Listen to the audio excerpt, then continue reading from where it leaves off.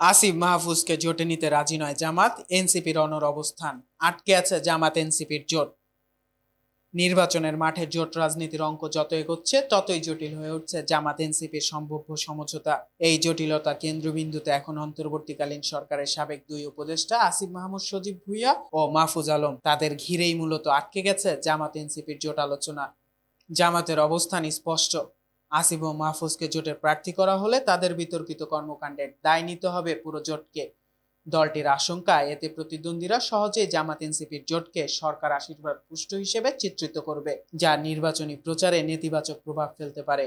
জামাত নেতাদের মতে সাবেক দুই উপদেষ্টার রাষ্ট্রীয় প্রতিষ্ঠান ও প্রশাসনের সঙ্গে সংঘাতের ইতিহাসও ঝুঁকি বাড়াচ্ছে। অন্যদিকে এনসিপি ছাড় দিতে নারাজ। দলটির নেতারা বলছেন আসিফ ও মাহফুজকে বাদ দিয়ে জোটে গেলে দলের ভেতরে তীব্র প্রতিক্রিয়া তৈরি হবে। দুই নেতাই নিজেদের অবস্থান ও প্রার্থিতা নিশ্চিত না হলে জামাতের সঙ্গে জোটে যেতে রাজি নন। তাদের অনুসারীদের বড় অংশ জামাতের সঙ্গে জোটের বিরোধিতা করছে এবং বিএনপির সঙ্গে সমঝোতার পক্ষে মত দিচ্ছে। যদিও বিএনপি এখন এনসিপিকে নিয়ে আগ্রহ হারিয়েছে। এনসিপির নির্বাহী পরিষদের বৈঠকে সংখ্যাগরিষ্ঠ সদস্য জামাতের সঙ্গে জোটের পক্ষে থাকলেও দলের ভেতরের দ্বন্দ্ব দুর্বল করছে জোটকে।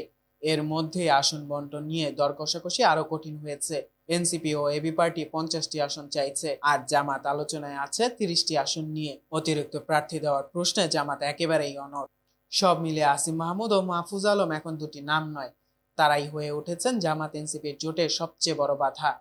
এই বাধা কাটবে কিনা তা এখন জোট রাজনীতির সবচেয়ে বড় প্রশ্ন। নিউজ ডেস্ক, চেষ্টা টিভি।